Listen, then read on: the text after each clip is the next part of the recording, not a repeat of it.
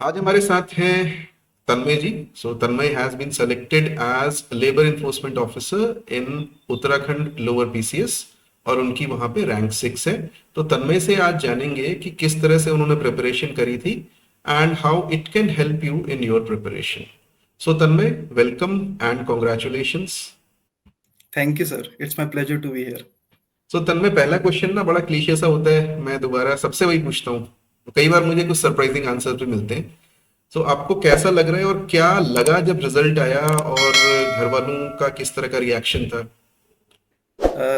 Sir सबसे पहले एक रिलीफ था। सर खुशी से ज़्यादा एक रिलीफ था कि जो काफ़ी लंबी प्रोसेस थी, तो वो एक अच्छे एंड पे, अच्छे नोट पे ख़त्म हुई। उसके बाद सर फैमिली में भी सब लोग खुश थे, रिलेशंस में जितने लोग थे उनके कॉल्स आए थे, और सर एक कलेक्टिव हैप्पीनेस का एक फीलिंग थी सर। Okay, wonderful. तो तन्मय, शुरू करते हैं, हम आपकी प्रिपरेशन की बात शुरू करते हैं और प्री से शुरू करते हैं। तो प्री एग्जाम, हालांकि थोड़ा टाइम हो गया प्री एग्जाम हुए, लेकिन अगर आपको याद हो कि आपने प्री एग्जाम की किस तरह से प्रिपरेशन करी, फॉर एग्जाम्पल क्या आपने कोई स्पेसिफिक बुक्स फॉलो करी थी? मैं इस एग्जाम के बारे में पूछ रहा हूँ, लोअर पीसीएस के लिए, या आपने इसकी प्रिपरेशन को दूसरे एग्जाम्स के साथ में डवटेल करके, कन्वर्ज करके किया था? किस तरीके से आपने प्री का प्रिपरेशन किया था? अ, सर प्रीलिम्स के लिए मैं पहले से ही सर यूपीएससी की तैयारी कर रहा था। तो जो बेसिक स्टैटिक मटेरियल रहता है जनरल स्टडीज़ का, जैसे पॉलिटी या हिस्ट्री, तो सर उससे सर यूपीएससी का जो बेसिक मटेरियल रहता है, उससे मेरे को काफ़ी हेल्प मिली थी।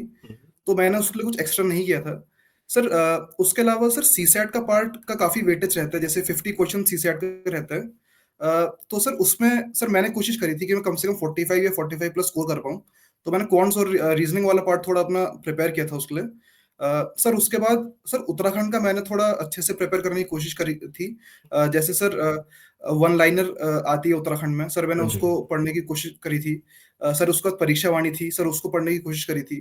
सर उसके बाद यूट्यूब चैनल्स हैं जो उत्तराखंड स्पेसिफिक टॉपिक्स कवर करते हैं, सर उनको थोड़ा देखा था मैंने। ओके। सो आपने करंट अफेयर्स वगैरह के लिए भी कुछ ट्राई किया था? सर सर करंट अफेयर्स के लिए सर एक तो जो जनरल करंट अफेयर्स रहती है नेशनल इंटरनेशनल, वो तो सर मैं इंग्लिश न्यूज़पेपर सर हिंदू से कवर कर रहा था। उसके अलावा सर उत्तराखंड में अगर मुझे ज़्यादा डिटेल में अगर जानना था, तो सर मैं अमर उजाला या दैनिक जागरण जो हिंदी न्यूज़पेपर्स रहते हैं, तो सर मैं उनसे उनको रीड कर रहा था। Sir okay. उसके अलावा यूट्यूब चैनल हैं कुछ, तो उनको भी फॉलो कर रहा था। Okay, wonderful. अच्छा, मैंने सबसे पहले आपसे बैकग्राउंड पूछना चाहिए था, तो अभी पूछ लेता हूँ, आपका बैकग्राउंड किस तरीके का है, स्कूलिंग किस तरीके की है, और क्या ग्रेजुएशन में सब्जेक्ट्स रहे, अभी आप क्या कर रहे हैं, फैमिली बैकग्राउंड के बारे में थोड़ा सा बताइए। सर मेरी स्कूलिंग 12th तक का सर हल्द्वानी से हुई है, आर्यमन हम्म। विक्रम बिरला स्कूल से। हम्म। उसके बाद सर मैंने जियोलॉजी ऑनर्स किया है Hansraj college university of Delhi से। हम्म। सर उसके बाद से मैं यूपीएससी की प्रिपरेशन में आ गया था, हम्म। और साथ ही में मैं इग्नू सर ओपन यूनिवर्सिटी से एंथ्रोपोलॉजी में मास्टर्स कर रहा हूँ। Okay, and sir wonderful. Simultaneously I have been preparing for UPSC तो and other civil service exams. UPSC में आने का कोई विचार क्या बचपन से था, या अचानक कहीं से लगा कि आना चाहिए? क्या किसी को देखा, कहीं से इंस्पिरेशन मिली? सर बेसिकली मेरे फादर का ड्रीम था। ओके। वो कहीं न कहीं चाहते थे कि हम सिविल सर्विसेज़ में आएँ, राइट। और इसकी तरफ सर उसके बाद एक जो इंडियन सोसाइटी है, जो जनरली पर्सपेक्टिव रहता है सोशल प्रेस्टीज का, या कहीं न कहीं एक जो रिकॉग्निशन वाला जो फैक्टर रहता है, या हम किस इस जो अथॉरिटी मिलती है उससे कैसे हम जनरल पब्लिक को सर्व कर सकते हैं। सर वो भी कहीं न कहीं एक मोटिवेशन था कि सिविल सर्विसेज़ में आना है। ठीक है। तो इस चीज में मेंस के बारे में थोड़ी सी बात कर लेते हैं कि मेन एग्जाम की प्रिपरेशन आपने किस तरीके से करी थी, कौन सी बुक्स आपने फॉलो करी, या करंट अफेयर्स कैसे फॉलो किया, उसके बारे में थोड़ा सा बताएं। सर मेंस में सर जैसे लक्ष्मीकांत पॉलिटी के लिए है, हम्म। स्पेक्ट्रम है, या ज्योग्राफी की एनसीईआरटीज़ हैं। सर ये तो सर मैंने जो basic static material GS material रहता है, सर उसके लिए करा था। सर उसके बाद अलग से सर जो मेनली जो सिलेबस रहता है इसका लोअर पीसीएस का, तो सर इसमें जो पॉइंट्स दिए थे या सब टॉपिक्स दिए थे सिलेबस में, तो सर मैंने उनको लाइन बाय लाइन नोट किया, उनको नेट में सर्च किया अगर कोई एडिशनल इन्फॉर्मेशन मेरे को चाहिए। सर हम्म। हिस्ट्री के लिए अजय रावत सर की एक बुक है, सर मैंने उसको रेफर किया। हम्म। उसके बाद सर मैंने सर ओरेकल आईएएस में भी एक मेरा जैसे वहाँ पे कुमकुम जोशी मैम हैं, तो उनकी सर मॉक टेस्ट की कॉपीज़ थी, तो मैंने सर हाँ जी। उनको भी रेफ़र किया कि आंसर राइटिंग का स्ट्रक्चर कैसे फ़ॉलो किया जा सकता है। सर वहीं पे जो हिंदी और इंग्लिश लैंग्वेज का जो पेपर था, उसके लिए मैंने सर जनरल अ, जो टॉपिक्स रहते हैं, तो उनके लिए मैंने ऐसे, कोट्स या फैक्ट्स ऑनलाइन मटेरियल सर उसके लिए देखा था कि कैसे हम उसको देख सकते हैं।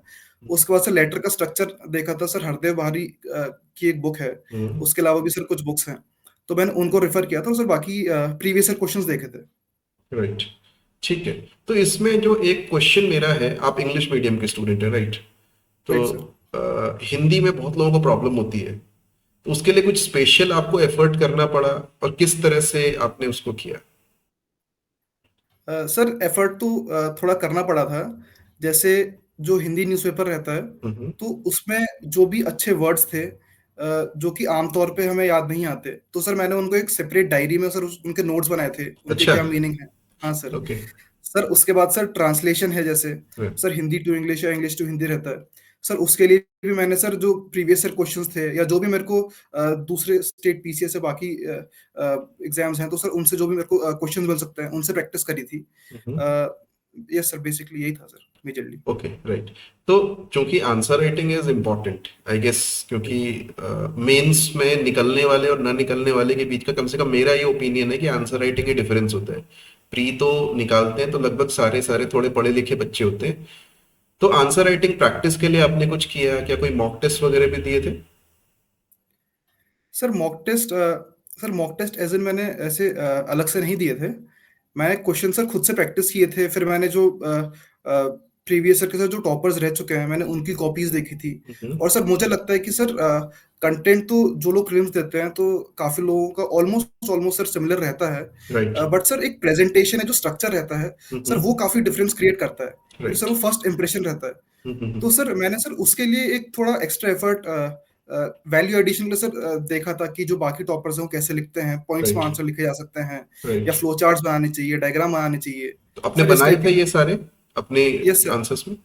क्या यस सर। मल्टी कलर्ड किया था या कुछ ऐसा भी किया था? नहीं, नहीं सर, नहीं, नहीं सर, कलर्ड नहीं सर। जैसे मुझे याद है कार्बन क्रेडिट का एक क्वेश्चन आया था, तो उसमें मैंने सर एग्जांपल के तौर पे सर बताया था कि जैसे इंडिया और ऑस्ट्रेलिया का एग्जांपल दिया था कि कार्बन क्रेडिट में सर ट्रेडिंग कैसे होती है, राइट। इंडिया और ऑस्ट्रेलिया के बीच में हम जो कार्बन क्रेडिट्स दिए जाते हैं। तो सर इस तरीके से मैंने अलग-अलग एग्जांपल्स हैं। ज्योग्राफी का एक क्वेश्चन आया था सर, उसमें मैंने थोड़ा रिवर सिस्टम एक्सप्लेन करने की कोशिश करी थी डायग्राम के थ्रू।